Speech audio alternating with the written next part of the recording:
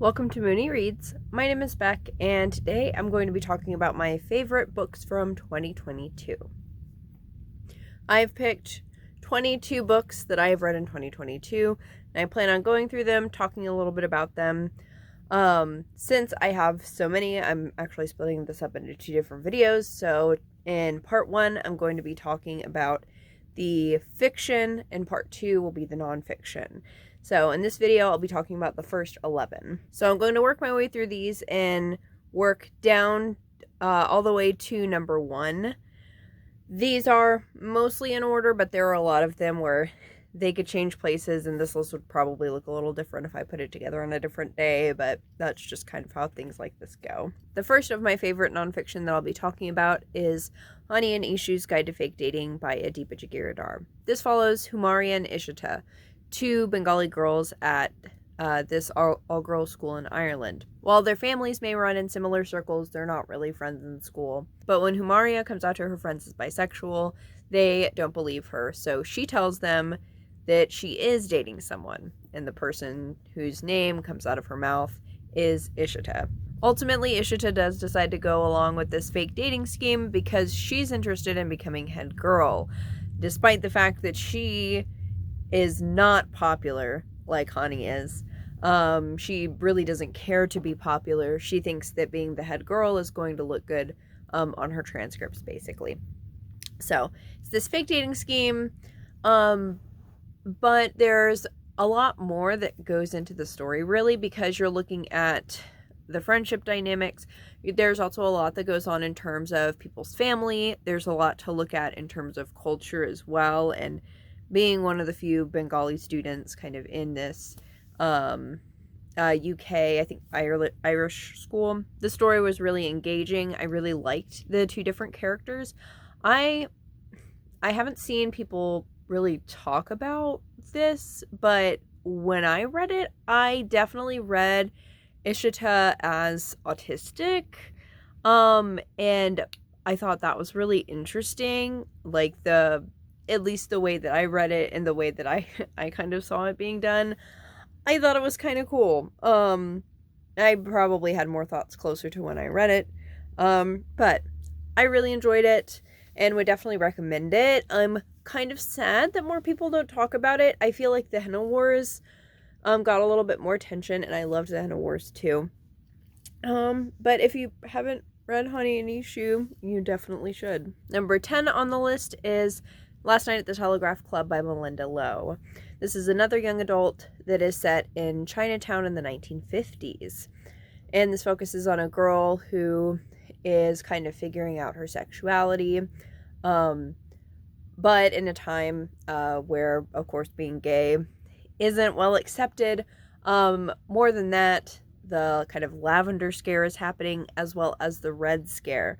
So she's kind of contending with this very real threat from the government, not just like on her, but on her whole family. There's a lot of really cool stuff in this.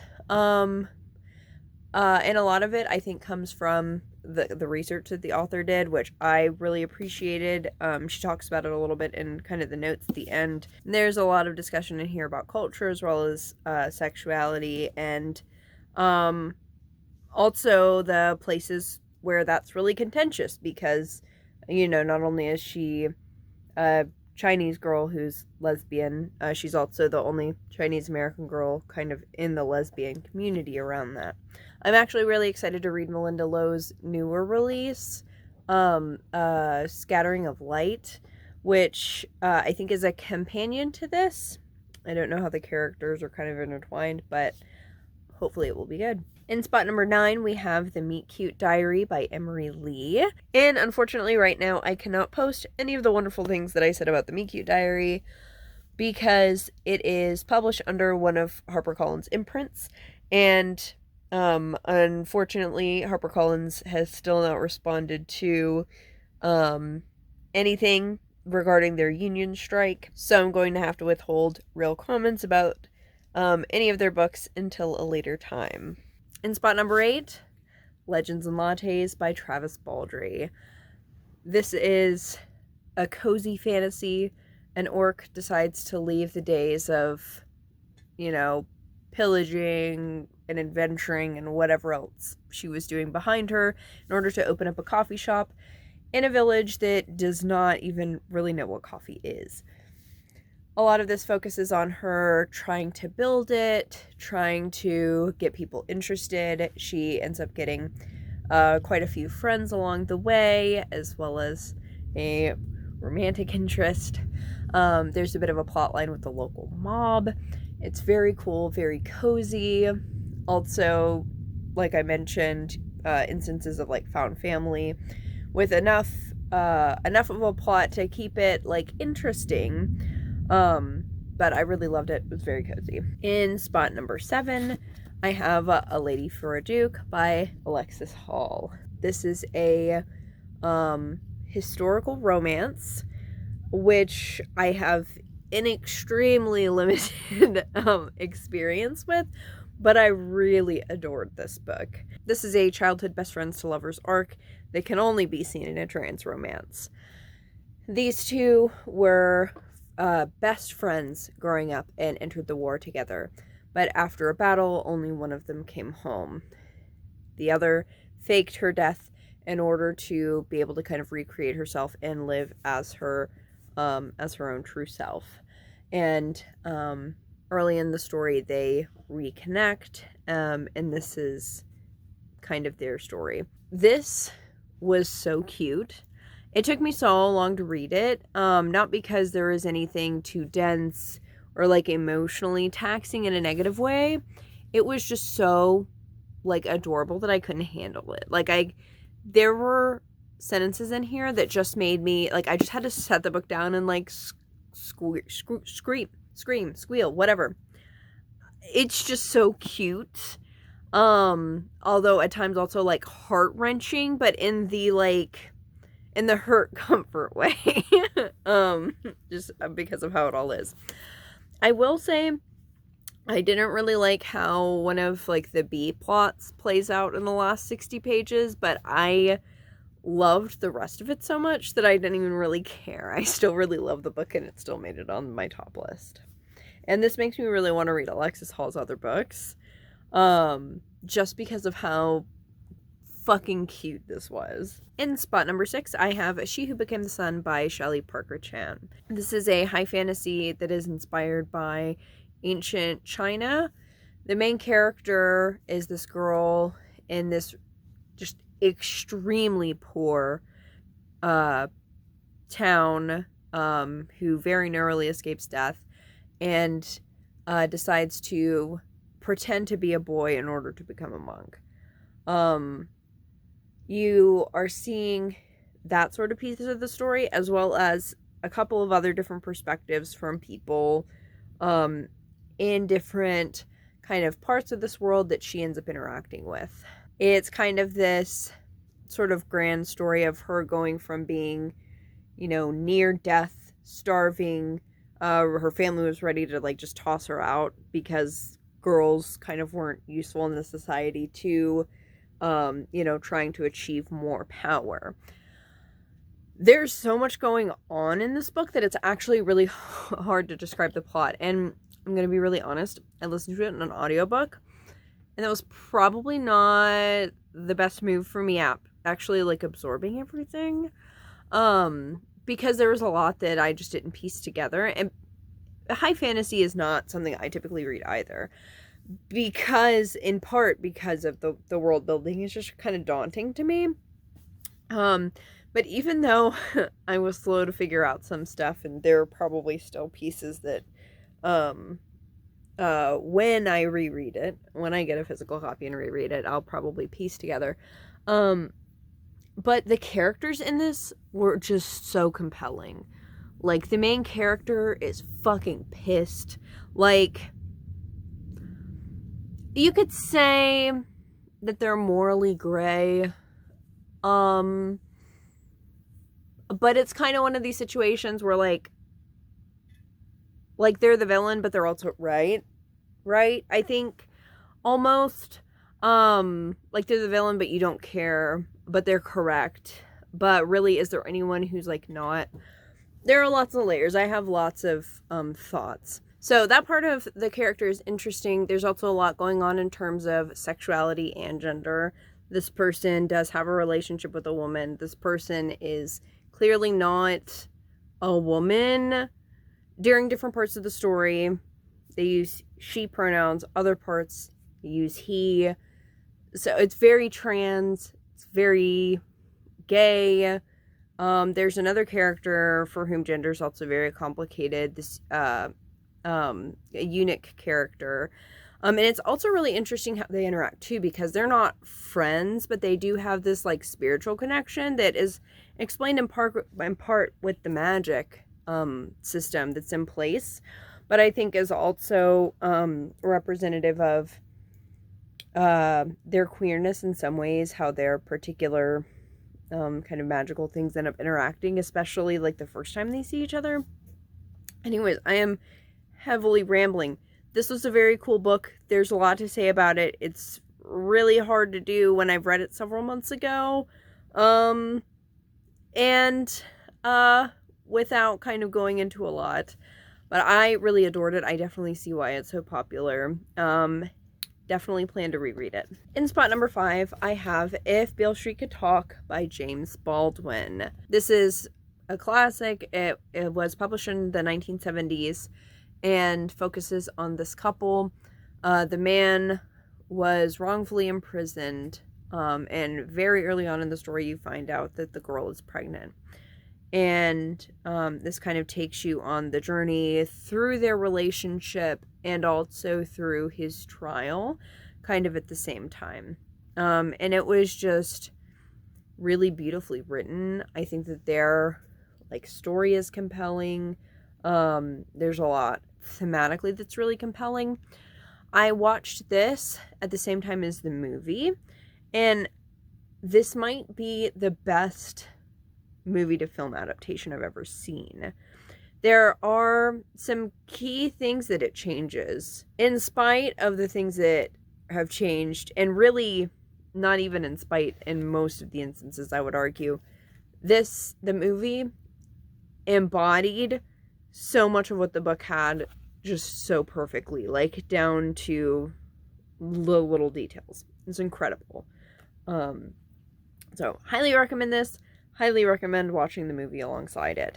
In spot number 4, I have Across the Field of Starlight by Blue Delaquanti. So this one is actually a graphic novel, a young adult graphic novel. Beautiful art. Absolutely beautiful art throughout this whole book. This focuses on 2 non-binary characters who live in totally different solar systems. Both of their worlds are against kind of this main big empire that's trying to take over everything, but their worlds come from 2 very different perspectives on the issue. One comes from a kind of like communist utopia, and the other one is like a hyper-capitalistic, highly militant sort of situation. They happen upon each other when they were both visiting this one planet, and the one kind of on a whim gives them the means to communicate with each other. And the story that follows is just really cool. There is so much queerness in this, like not just the 2 main characters, but there are so many side characters that are just very casually queer in so many different ways. There's one character that just is on tea and uses a binder, and it's like kind of casual details, and so many different ways to do gender. Like there's one femme character with a lot of body hair, for instance.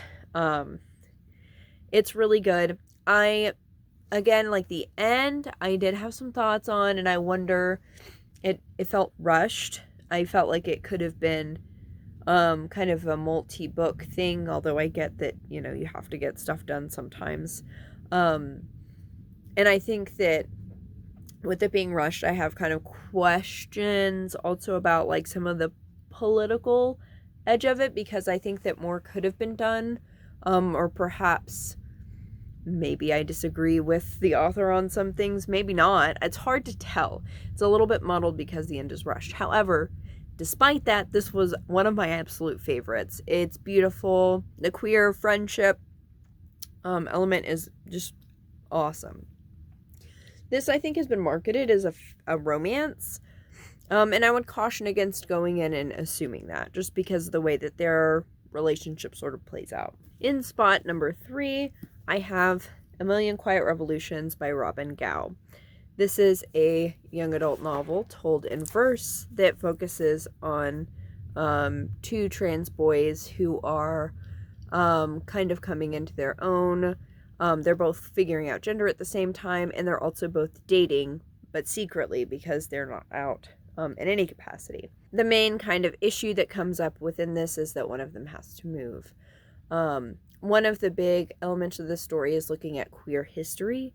One of our main characters is really, really into history, in particular the Revolutionary War.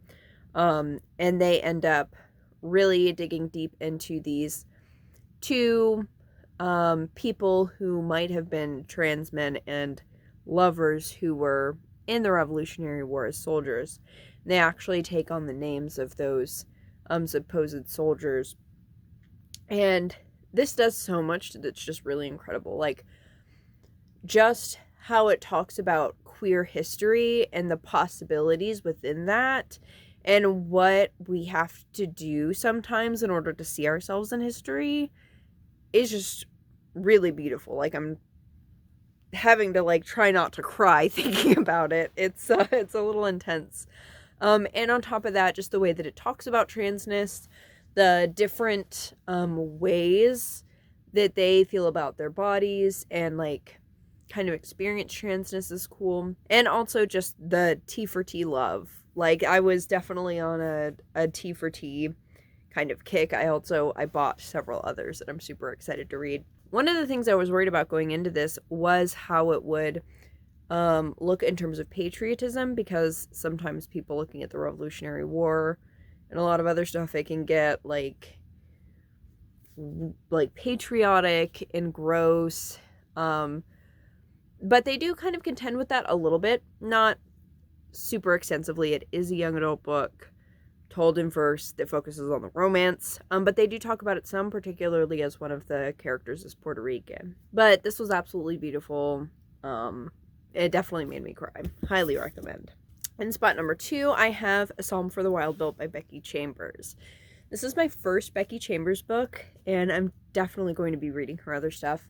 A Long Way to a Small Angry Planet has been on my list for a while, but I ended up getting to this first. I actually originally checked it out from the library and liked it so much I bought myself a copy, which was, I didn't mention it, but it's a similar situation to A Million Quiet Revolutions. I listened to it on audiobook and had to go get my own copy. This one I just read physically, but still wanted my own copy. This is a novella that is set in this world far into the future after robots had basically gained their own consciousness and decided to just disappear into the woods. They said no thank you. And honestly, who can blame them?